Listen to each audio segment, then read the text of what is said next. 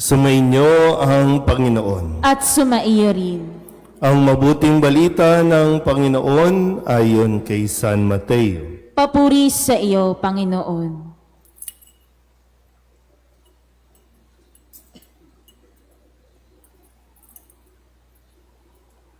Ganito ang pagkapanganak kay Hesukristo. Si Maria na kanyang ina at si Jose na nakatakda ng pakasal. Ngunit bago sila nakasal, si Maria'y natagpuang nagdadalang tao. Ito'y sa pamamagitan ng Espiritu Santo. Isang taong matuwid itong si Jose na kanyang magiging asawa, ngunit ayaw niyang mapahiya si Maria, kaya ipinasya niyang hiwalayan ito ng lihim. Samantalang iniisip ito ni Jose, napakita sa kanya sa panaginip ang isang anghel ng Panginoon.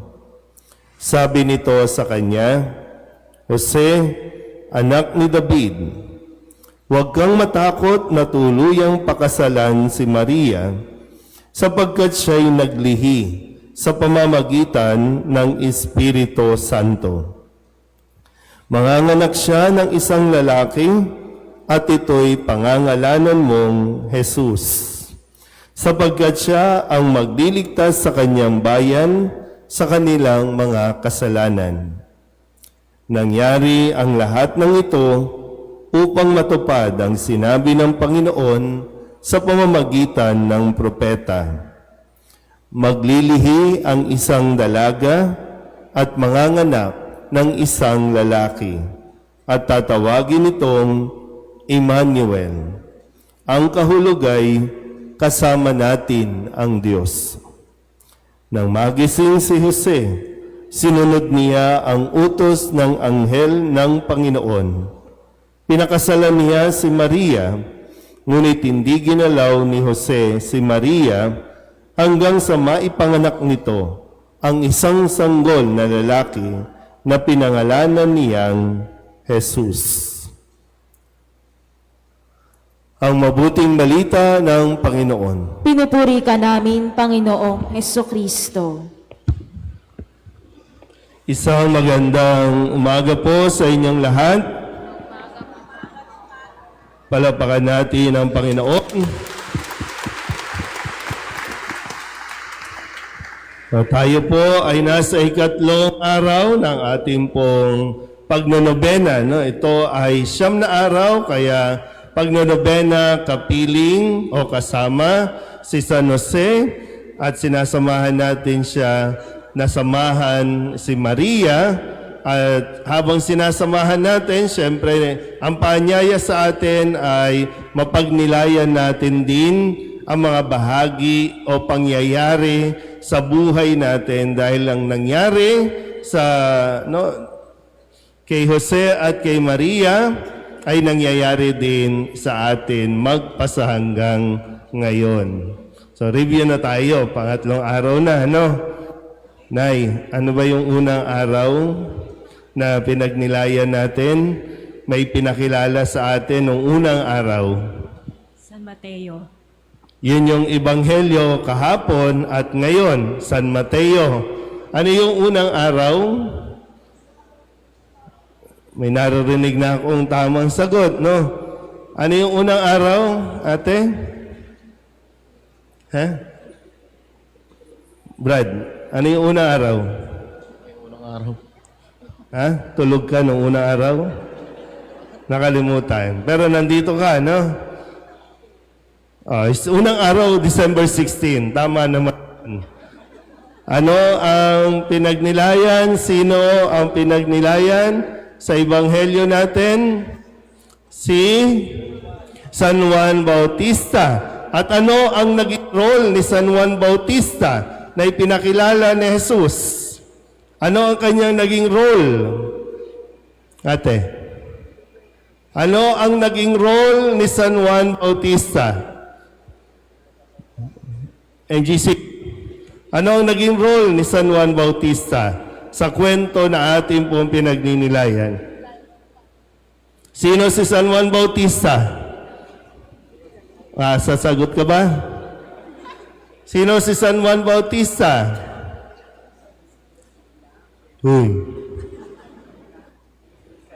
Ha? Pinsan ni Jesus? Ano ang naging role ni San Juan Bautista?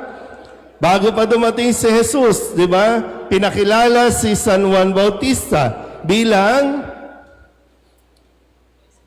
Okay. Sabihin nyo nga, tagapagpatotoo. Sabihin niyo po, tagapagpatotoo. Yan, okay na. Huwag na ubo-ubo. Kunyari, pag tinatanong, ubo-ubo. Pag hindi alam masagot. Yan. So, si San Juan Bautista, ang kanyang naging role at tagapagpatotoo. Kasi kung tutusin, alam nyo, sa unang araw at sa huling araw, si San Juan Bautista naman ang babanggitin. Tandaan niyo yan, ha? So, si San Juan Bautista, sinabi ni Jesus na parito siya para magpatotoo. Kahit hindi kailangan ni Jesus ang patotoo ng tao, pero tinatanggap niya ito dahil yun ang naging role ni Juan Bautista. Tagapagpatotoo.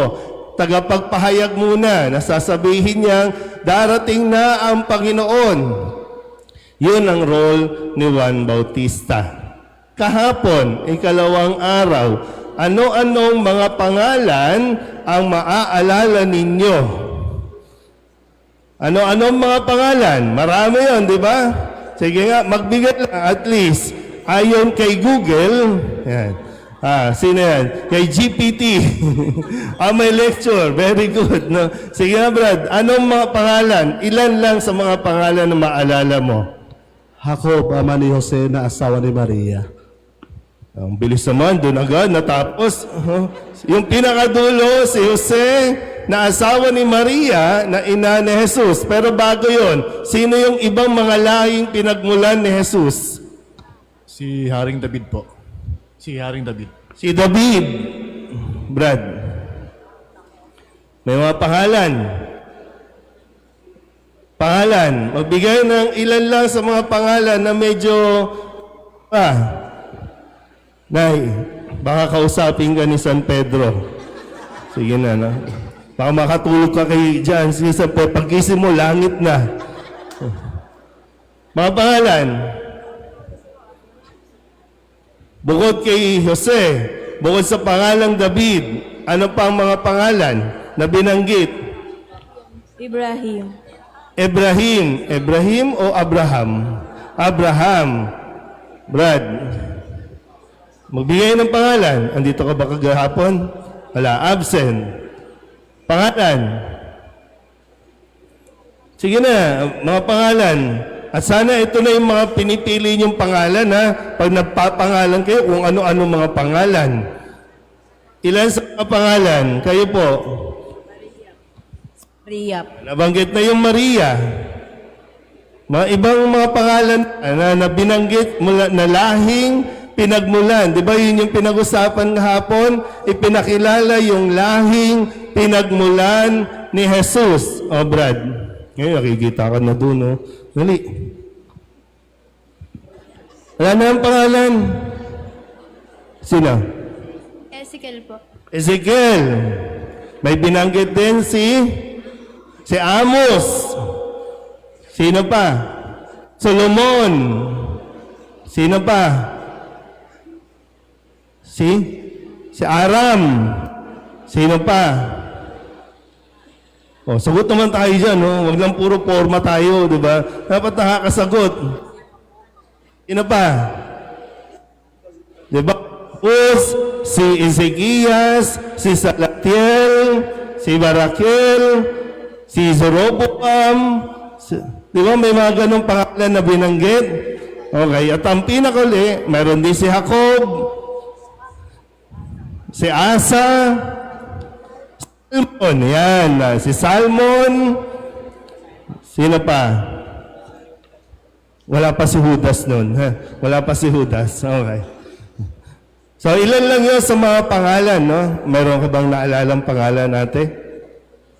Elizar Elezar, Judah. si Huda. Yan. Ilan sa mga pangalan na pinagmulan ng laki bago sumulpot ang pangalan si Jose na asawa ni Maria na ina ni Jesus. Yan. So, iisa-isahin natin yung ilan sa mga pangalan at mga karakter na makikita natin sa kwento ng kaligtasan. So ngayon, ay pinapakilala ay si Jose. Kaya maganda sa puntong ito, sa araw na ito, pwede ba magsitayo ang lahat ng mga tatay? Lahat ng mga tatay na naririto. Naku, endangered na. Konti na lang. Pwede bang palapakan natin ang lahat ng mga tatay na naririto? Yan. Salamat po sa inyong pagdalo kasi mahalaga po na sa isang ama na siya mismo ay nakakakitaan ng pagsasabuhay ng pananampalataya. Kaya magandang kamustahin natin ang mga tatay natin. Kasi hindi ko alam, no, kung bakit ba tayo nagiging malayo ang damdamin o ang kalooban natin sa mga tatay. Karamihan. Kaya nga, no, hinahangaan natin yung mga tatay na hanggang ngayon nagsisimba, hanggang ngayon nakikita ng pamilya na sila ay mayroong pananampalataya. Pero gusto natin, subukan nating unawain ang pinanggagalingan ng ating mga tatay. Kasi parang ang mga tatay, sila yung laging negative o kontrabida sa bahay. Antay-tahimik ng mga tatay. Diba? Bakit tahimik ang mga tatay? Sa mga kalalakihan dito, no, medyo delikado kapag tahimik. Yun yung maagang namamatay. Kaya tinan mo, puro nanay na anandi dito. Kasi yung mga nanay, bungangera. No, talagang nag-i-express kasi. Kaya mahaba ang buhay. Pero, tinan natin. Kasi sabi dito, si Jose ay isang taong matuwid. Tandaan niyo po ha.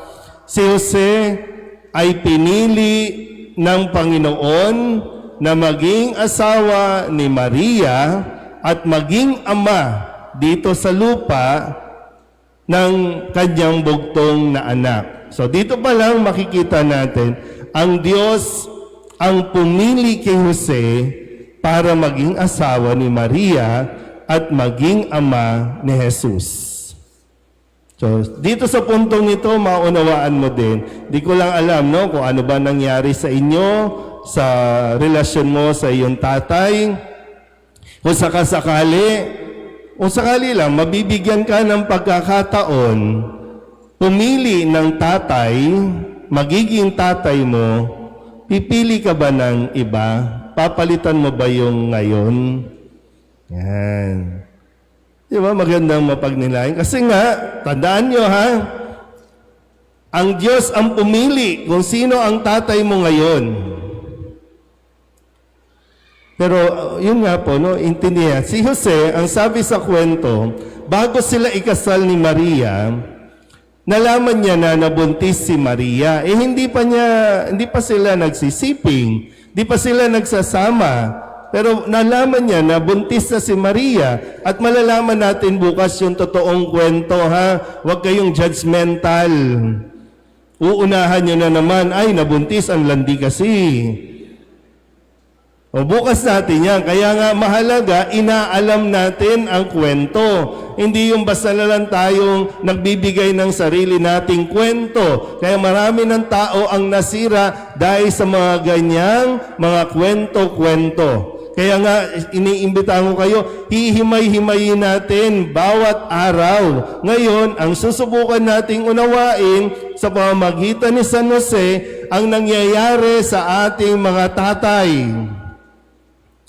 Kasi ang katangian na binanggit, si Jose ay isang matuwid, pero si Jose ay tahimik no, na dinadala niya sa kanyang kalooban kung ano ang nangyari kasi kapag nagwala si Jose, kapag no, yung nagsambulat ng damdamin si Jose nang hindi muna pinag-iisipan, maaring ikamatay ni Maria dahil kapag natuklasan na buntis na si Maria na hindi sila kasal, ayon sa kanilang batas noon, babatuhin si Maria.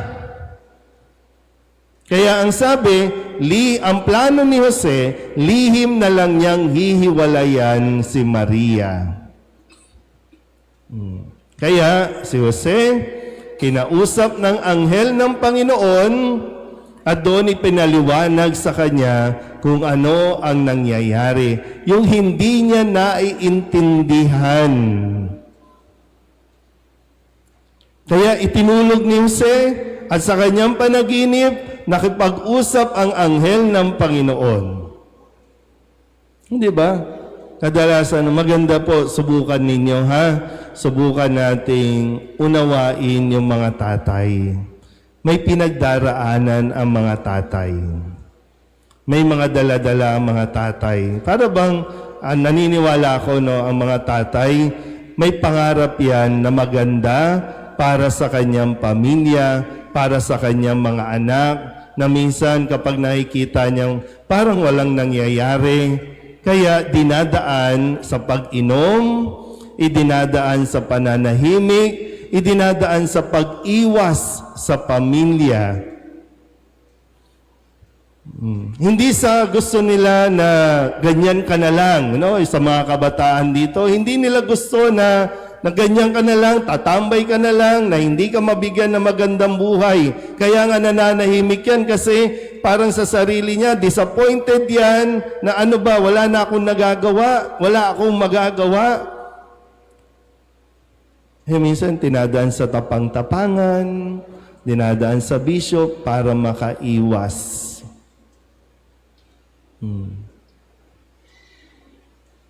Paano?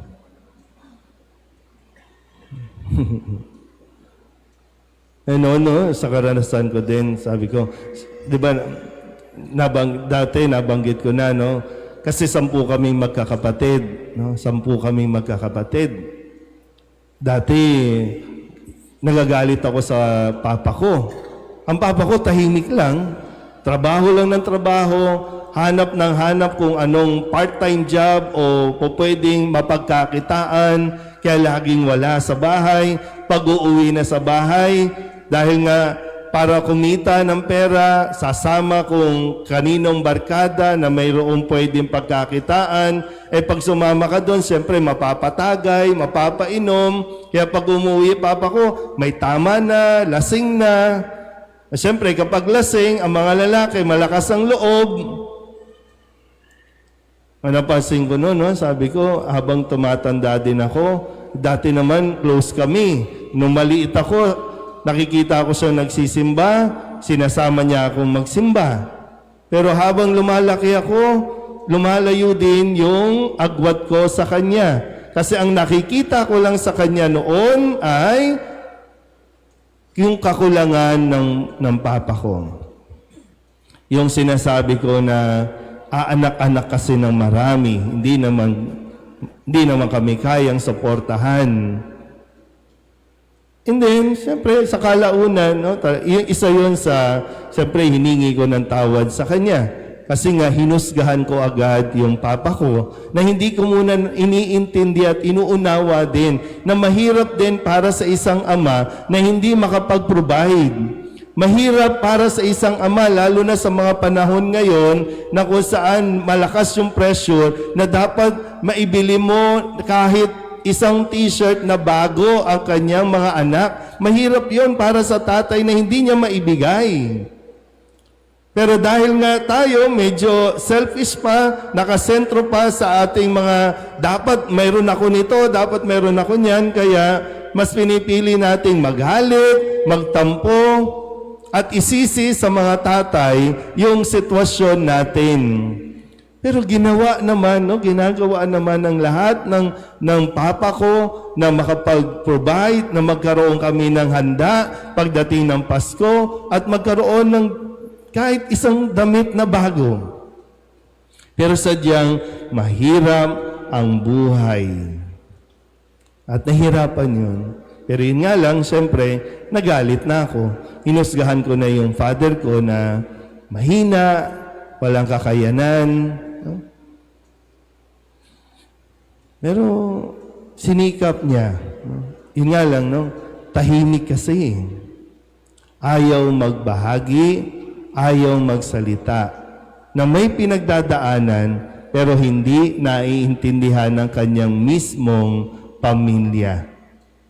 Kasi, siyempre, yung mama ko, mainit na rin ang ulo, kasi kailangan ng pagkain, kailangan ng kito, ganyan. Nawala tuloy yung paglalambing sa tatay.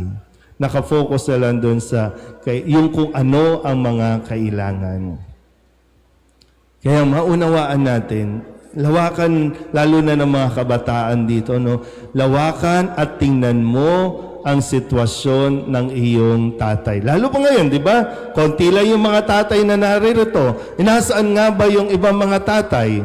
Ayun, dahil sa kanilang iniisip, mas pinili na lang na makipagbarkada, mas pinili na lang na magbisyo. Kaya wala dito. Kaya maganda yung sa bahagi ni San Jose, di ba? No? Natulog si San Jose sa kakaisip nitong kung ano ang gagawin niya. Pero baka nasosobrahan na sa kakaisip yung mga tatay. Panahon na para gumising at tumindig at gawin kung ano ang misyon na pagiging asawa at pagiging ama sa pamilya. Yan, di ba, sabi doon, no, nang magising si Jose. Sabihin nyo nga sa katabi ninyo, gising na. Iba talaga natulog na, no? Pero maraming tatay hindi pa nagigising. Kaya magandang ipagdasal mo. Responsibilidad din natin bilang mga anak, bilang bahagi ng pamilya, ipagdasal ang mga tatay. Imbis na magalit tayo, imbis na ma-disappoint tayo, ipagdasal natin ang mga tatay na sa tulong ni San Jose, magising na rin at mamulat na rin at kanilang gampanan ang pagiging tatay at pagiging asawa sa pamilya. Sila ang haligi ng tahanan. O, tandaan mo ulit, ha? Siyempre, kailangan manggaling din sa iyo ang pagkaunawa. Tandaan mo, ang Diyos ang pumili kung sino ang magiging tatay mo. Kapag ang Diyos ang pumili at sinunod natin ito, magiging maayos ang ating buhay. Pero kung patuloy nating kukontrahin at patuloy tayong hindi susunod sa Diyos at lalayo ka lalo sa iyong tatay, hindi ka magiging kompleto. Hindi ka man, no? Parang sa ngayon, pwede mong isipin, hindi ka man nabiyayaan ng isang perpektong tatay ayon sa standard mo, ayon sa inaasahan mo. Pero yung tatay mo din naman ang kukumpleto sa iyong buhay. Hindi siya perpekto, pero ikaw, perpekto kang anak para sa Kanya. Amen?